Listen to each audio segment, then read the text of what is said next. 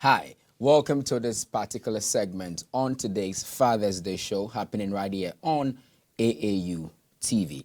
By the special grace of God, I respond to the name Kwesi Omega. Now, to kick off, let me just run you through a few things you may have missed early on. We had our early fathers or our young fathers join us here for a very enlightening conversations about what happens in the home. And also they took the time to engage in a very fruitful and intriguing exercise by changing diapers and all of that they do at home. And well, Team B carried the day. If you missed that, please make sure you go back and take a watch. Now, getting into the pick of the conversation for this evening, we're about to talk to two very interesting fathers. But before then, please be reminded that this show is brought to you by Early Childhood Network Ghana in collaboration with Mothers to Mothers.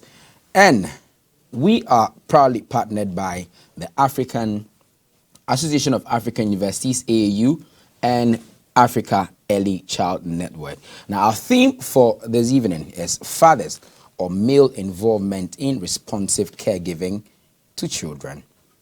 To kick off, I threw a question ball to all of you watching us from your homes, wherever you are. Who is a father? And this question we'll seek to explore till the end of this conversation. My answer will be the last you get to hear before I sign off. I did mention we were talking to two interesting fathers, men who have made mark and men who have nurtured children, who are people that we love to see, love to hear, and love to call friends and family. My first person I'm having a conversation with this evening happens to be the man who made your Friday evenings a delight. And he is also not just a screen person, but a father by our standard. I'm talking to a father, an actor, director, talk show host, and a TV show host, a satirist, and an author.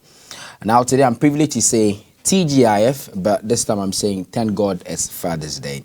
Now, ladies and gentlemen, I bring into the conversation Mr. Kweku Simtim Misa. You know him as KSM. So if KSM is joining us live via Zoom, so if you're with us, you're welcome to the Father's Day show on AU TV, sir.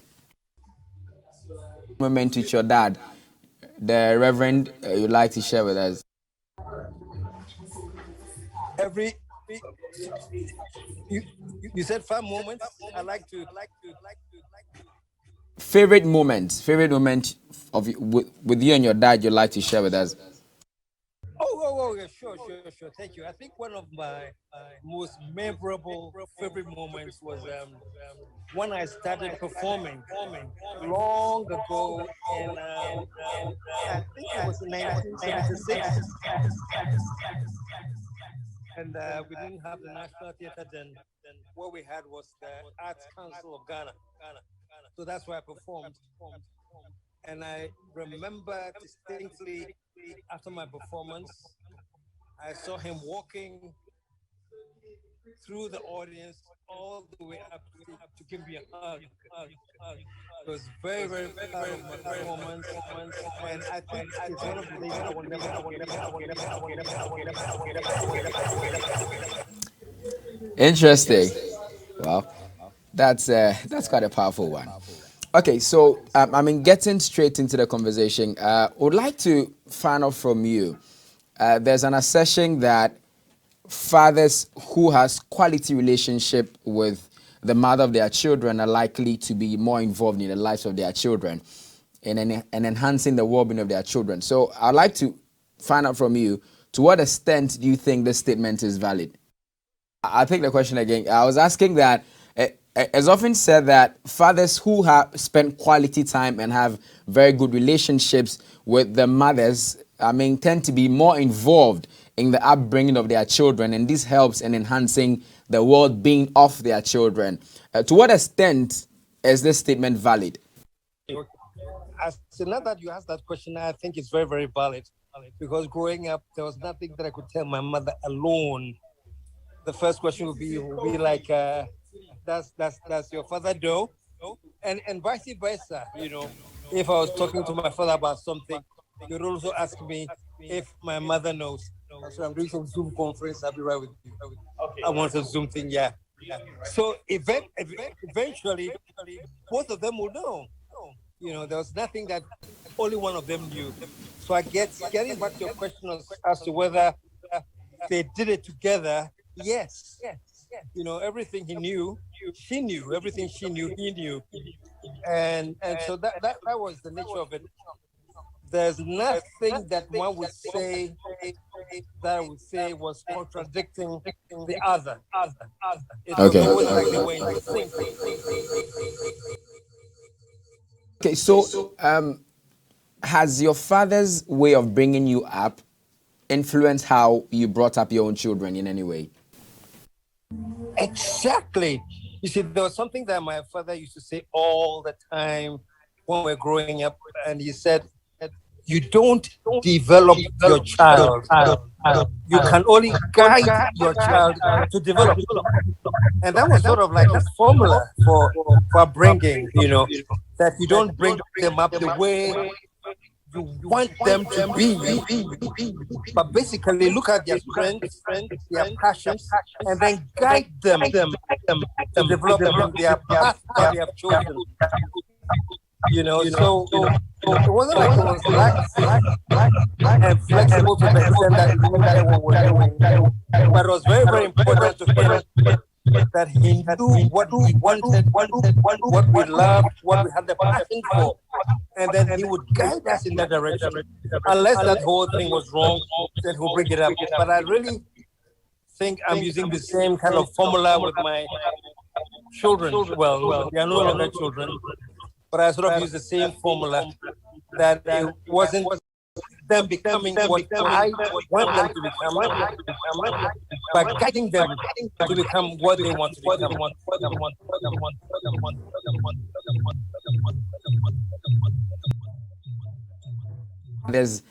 Technically repeating the way your father brought you up and bringing up your own children. And that sounds quite interesting at this time and age. But we'd like to find out from you. You are a very public person, but you found a way to keep your family on the low. When issues prop up in the public, how do you handle it as a family man with your children and wife involved? Well, I was very, very careful and aware of two things: that I have my responsibilities at the level of the family, and I also had somewhat of an obligation to the level of the nation, because I'm a very, very public figure, and I'm always on the level of entertaining or talking to the whole nation. But I made it a point not to drag my family into that national issue. So it was a conscious effort, when I had a family issue at that level. There were a few times that some things became public that I would address, but it was very, very important for me to separate the two, so that my family issues and my public prominence did not conflict with each other. Go home. Are you KSM or you are a daddy? The KSM, that can crack anybody else open to laugh from ear to ear, or you are the daddy who takes the rod in one hand and then the whip in the other hand. Which of them are you when you get home? Well, I think for the most part, I was that jovial, friendly person, and I think if there's one mistake that I think I would realize of myself and advise younger parents, is that yes, at some level, your children need a father, somebody to guide them, somebody to direct them. And as they grow, then they need a friend, somebody they can confide in, and somebody they can share their stories with, And I think I missed that part. And I'm advising all up-and-coming fathers that you should beware of that distinction, where you can be a friend, but before the friend, they need a daddy. They need somebody to straighten them up. They need somebody give them direction. They need somebody to be stern, you know. And then when they get to a certain age, then they need a friend. I think my mistake was I confused the two. You know, I didn't know when to be a daddy and when to be a friend. I was always a friend, making them laugh and all of that. But thank God I had a very conscientious wife who knew when the parent was needed and when a friend was needed. So she took care of that for me. Thank God. Thank you, Mommy. Okay, now there's an assertion that people have grown to learn to treat people well over time, especially their partners. So, in the absence of a father when a child is growing up, do you think the absence of a father necessarily affects how the child treats their partner when they grow up? To the large extent, but it depends on what the kind of relationship they had with the mother. You know, if they had a mother, and many respectable people have grown up in single homes where they had a very responsible mother who kept them straight. You know, so the mother was playing both the mother and father role. So you can tell that they grew up straight. But when in cases you have growing up with a single parent who has been very bitter because of past experience, and they unfortunately translate that bitterness to their children, it shows. You know, like you're growing up with a father, you're growing up with a very bitter mother, and that shapes your thinking, that shapes your actions. You know, so if you're growing up with a mother though, who even though single, no matter how much she was hurt, no matter what happened, she keeps it straight, and she's very how do you call it, upfront with the kids, and brings them up, teaching them what love is and not the pain that she has been through, you know. And sometimes there's a single mother, not because of divorce, but a single mother because they lost the father or something. That's different. But when it comes out of a divorce or out of something that's very bitter, sometimes the ladies will translate the bitterness into their upbringing. And trust me, you can tell that kind of children who have grown up in a single home with a very bitter mother. They tend to be more bitter. They tend to be not as caring, you know. But when it is not like that, even though they're coming from a single home, the mothers can manage to raise them nicely, as though they came up from a normal household. Talking about bitterness and how some parents bring up their children with a lot of hate, is it justified for a child to be hostile towards a father who was absent? I don't know whether I can say it is justified. It depends on the relationship. I would hope that it depends on what caused absence. If it was just negligence because of drunkenness and some crazy thing like that, then naturally, you can expect the child to exercise some hostility. Okay, naturally, based on what caused that rift. Okay, if it was an issue of what the father being just irresponsible and being absent for a long time, and then finally comes to their senses and decide to be present, yes, they may still encounter some hostility. Understandably, I think then the father should understand that they are part of why the child is like that. Whatever hostility they are exercising is because of what they did. So they are the ones who now have the duty to weave themselves back into their child's life with understanding of their pain and understanding of their hostility. And trust me, they do it very carefully and intelligently. They can turn what is a very hostile child's reaction into a growing, loving relationship eventually. It will take a while, but they'll be able to do it, you know. Great. It can be very painful to go to school, to go to gatherings, and you see your friends and you see the presence of their fathers and everything. It's beautiful to see, and it's painful to realize that you missed out on that. So it's very understandable if a child gets a little bit hostile because of that. But I am saying that depending on the father and the mother, who the mother is, they can arrange, they can sort of arrange to heal their children and get them thinking like, hey, it happened, but now let's move on. It's over. Okay, well, that's an interesting viewpoint. I'd like to inquire from you. It's very staggering and shocking to see that research backs the fact that mothers are more involved in maltreating their children. Now, how can the father figures or the fathers who are mostly out of the house help in protecting their children? Well, that's a very, very sad situation to be in because, like you said, who are mostly out of the house.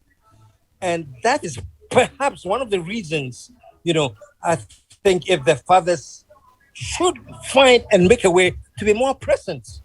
There's nothing more important that president takes precedence over your child's well-being. So if you become an absentee father, and unfortunately the mother is not the one that is like that kind of loving one that you expect, your absenteeism is giving them a platform to be even more, should I say, vicious in whatever way, So I think that the real solution there is to be present, man. It is difficult, but you have to make the time. No matter how you make the time, you have to make the time. You can't be absent and think that everything will take care of itself. No, it won't happen like that. And that's for both mothers and fathers. So I think that being present is very, very, very important, or at least making time. We make time for everything else. We make time to get our cars in the good shape. We make time to do everything. Go and check this building that we are building, everything. So how about your family? How about making time to listen to your children? How about making time to make sure that you at least are present? So I think the answer to that is a bit more presence, very, very much needed from the man than just being absent and think that everything will take care of itself. As the word from KSM, the solution is to be more present. Now, if you just joined us, this is AU TV, the Father's Day show, and we're having a talk with Mr. Kweku Simtim Mesa. This show is proudly brought to you by Early Childhood Network Ghana in collaboration with Mothers to Mothers. And we have been supported by Association of African Universities and Africa Early Child Network.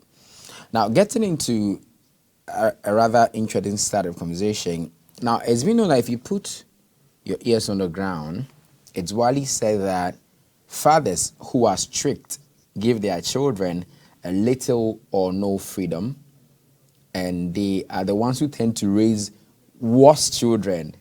What do you have about these assertions there? Yeah. Honestly, I don't know what the formula is, whether being very strict or being very liberal. I know that you can't be so strict and almost rule with military precision. That is not my style. Maybe the others who use that style and it works. My style is more like my father's, allowing the children room to think, allowing them room to grow. And when you differ with them and when you don't agree with them, pointing it out to them. Okay. But I personally don't believe in being so disciplined that it gets to the extent that you are stifling them. They're not able to speak what they want to speak. They're not able to do what they want to do. They always hold back because daddy may not want it or mommy will not want it. So they hold back. When you do that and they get the least opinion, the least chance, then they spill out what they really want. And that may tend to get out of hand. So I don't believe in that kind of strictness at all. Yes, there should be a measure of discipline, but you're not so strict to the point that you are imposing and stifling their thinking and what they would rather want to do. I think you should let them get to the point where they can freely discuss it with you, but Okay. also strict enough to know that when you disagree with them, then they know they have to listen to you. If they don't, that's still their choice, but you need that balance. And I have never been that kind of strict parent who will set laws like a military man. No, no, no. I think people deserve a chance to Okay. think and grow. There may be some what do you call that, fallbacks, setbacks with that, but yes, it's Yeah. only natural. But I think overall, if you're able to encourage your children to think critically, you Yeah. know, even to the point that sometimes they ask you certain things, it's okay. It's okay. And the Okay. last thing that I would say is sometimes we parents act like when we're growing up, we're perfect, like we did everything right. And the moment that our child does something, it's like, we go all crazy and things. Yeah. I don't believe in that. I think that most of us also grew up, some of the things that I did when I was a kid, my child can do it now. Yes, I'll discipline them, but I won't at the same time pretend like that is so unheard of.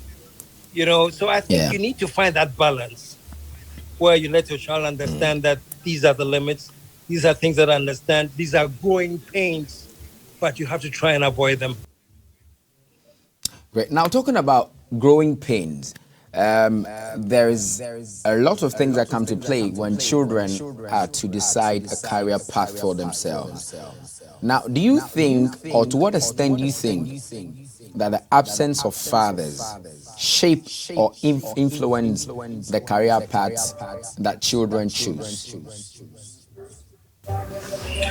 I think the career path that a child should take should be something that is not restricted to the presence of a father alone. You know, Okay. you can grow up in a household that you don't have that fatherly presence, but I'm saying that should not deter you from pursuing career path that is going to be helpful to you. And on this note, let me say to mothers who, in some way or form, find themselves playing the father role, is that look at your child, look at their strengths, look at look at where their passion lies, and try and Okay. encourage them in a field that they seem to be naturally brilliant at. Okay. Because most of the times from childhood, some of the things that we used to do and that we used to love doing, you'll be surprised how those things translate into what we want to become in the future when we grow up. But we Yeah. may not even notice or pay that attention to them. But it is part of our career forming years as we are growing, things that we pay attention to. So I'm saying that it doesn't have to have a father in the house to, Okay. to establish that. Yes, it can.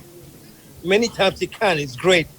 But in cases where you don't have that, I don't think it should also deter a child's career and say, oh, because I didn't have a father, I didn't do the right thing. That has more influences affecting that than simply not having a father at home.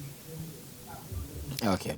Okay. Now, so this one, fathers are considered to be the heads of the house. They're disciplinarians. So, in an instance where a father is very present in the life of their children, should it be that these children grow up and go wayward? Is the father liable to be blamed? I I I don't think that that's a straight thing to say that once a child is wayward, the father was to blame. Maybe, yes, maybe not.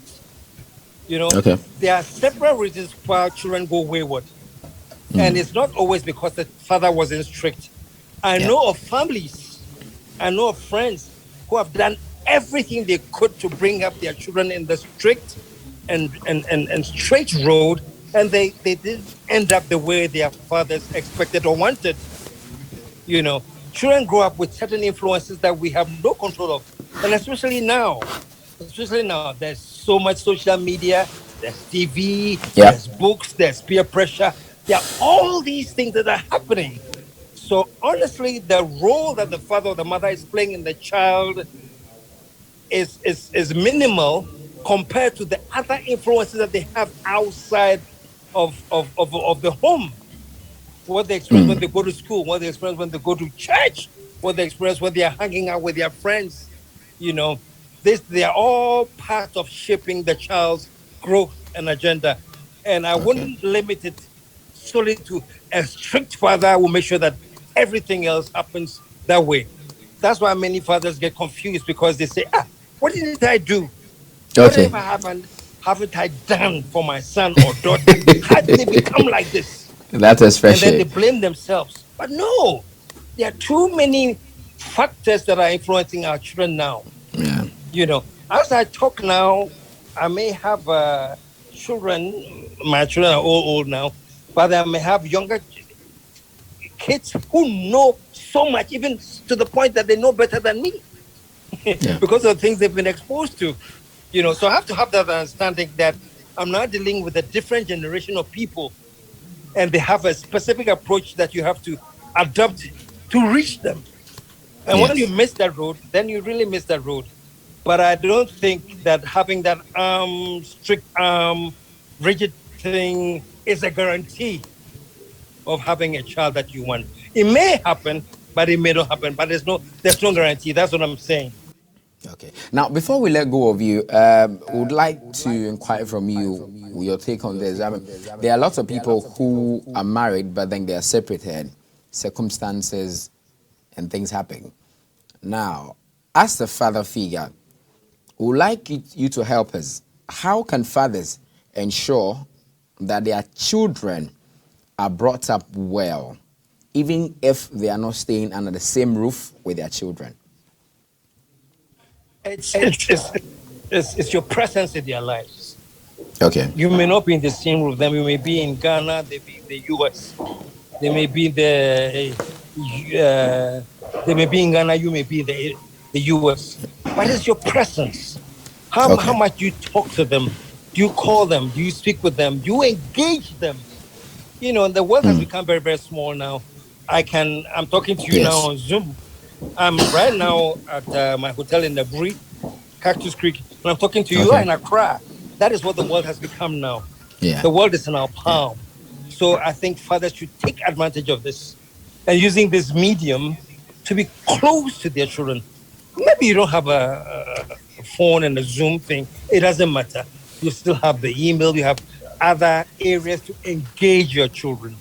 So I think that Yeah. level of engagement is Yes. very, very important. Don't be missing. I think the last thing you want to do is to be missing in action Missing. in the life of your child. Once you are missing in action, then you are missing in action. You have no influence. You have no idea where they're going to. And I think as a father, you should be that responsible enough to be present in their lives. No matter where you are, you should at least be present. If it's just letter writing, whatever it is, but don't ignore Be them. present. That is the last thing you can do.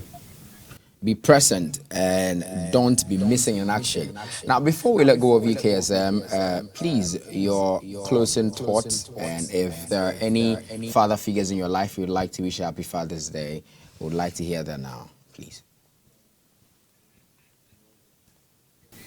Yes, I hang out with me. I hang out with my mates, and I know I'm sitting here at the Cactus Creek Hotel in Accra, Naburi, sorry. One of my good friends, who's a father figure, he has just come here with his son to hang out. They've been Right. talking. The son will be traveling back to the UK in a few weeks, but they're here together. They are talking. It's bonding. So I guess that's the last thing I'll end up on is that fathers should remember, whether it's a son or a daughter, you must have a presence in their lives. You must mean something to them. When you talk to my father, my daughter, and you talk about their father, their eyes light up. They love their Oh, dad. yeah. Why? Because of the bonding we've had, because of the engagement I've been in their lives. When you talk to my son, the same thing. So I think in my last words, all I will do is say is that fathers should be more present in the lives of their of their children and their sons and daughters. Okay. Not to anybody specifically, but I know that most of my friends are, and I'm happy to know that it is working for them. Thank you very much for making out time out of your busy schedule to join us here this evening on the AUTV on the special Father's Day show. Let me quickly say I also thank you for engaging me today, because this is the beauty of this world now. I'm out of Accra in a brief, Yeah. but I spoke with Yvonne, and Yvonne says we want you on. I says why not? So thank you to Yvonne, AUTV. Thank everybody who has made this possible, and it's been a pleasure being on and having this chat with you. I'm sorry I didn't ask your name. Kwesi. Kwesi, please.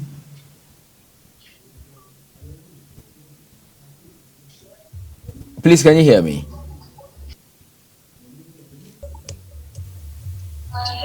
Okay, it looks like we're having a little challenge connecting with KSM over Zoom. But, ladies and gentlemen, thank you very much for spending time with us. Before we draw curtains on this very conversation, I'd like to remind you that this is AUTV, and this show is proudly brought to you by Early Childhood Network Ghana in collaboration with Mothers to Mothers. And we are in partnership with the Association of African Universities, AAU, and African Early Child Network. I've been your MC or your host, and thank you very much for joining us for this very needful conversation. I asked a question earlier on at the beginning of the show that who is a father to you? If you have your answers, you can keep them coming in. And at this point, I'll bid you bye-bye while my other colleagues, Sam and his co-host, take over the show. Thank you very much for joining us. Enjoy the rest of your Father's Day. Happy Father's Day to all fathers out there. And good evening, everybody.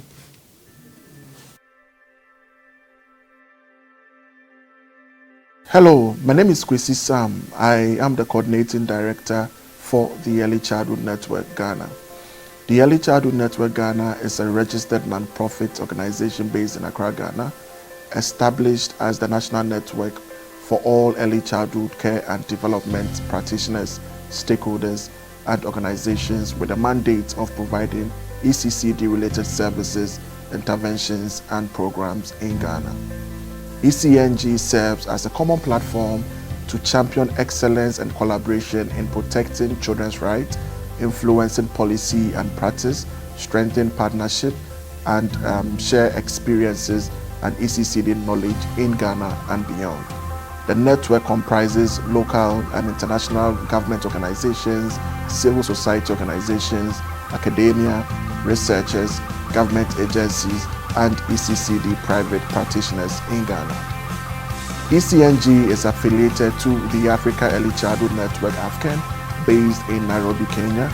The network also is affiliated to the Early Childhood Cluster of the African Union's Continental Education Strategy for Africa (CESA 1625) and the Association of African Universities.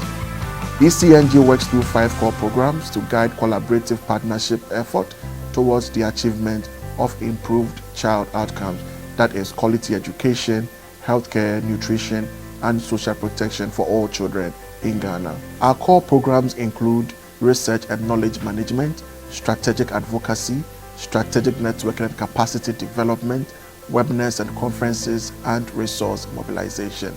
Most importantly, ECNG serves as the ECCD policy and programs implementing arm of the African Union's CESA Early Childhood Cluster and AFCEN in Ghana. Follow us on all our social media platforms, Early Childhood Network Ghana on Facebook, LinkedIn, Twitter, and Instagram. You can also visit our website, www.ecnghana.org. Thank you.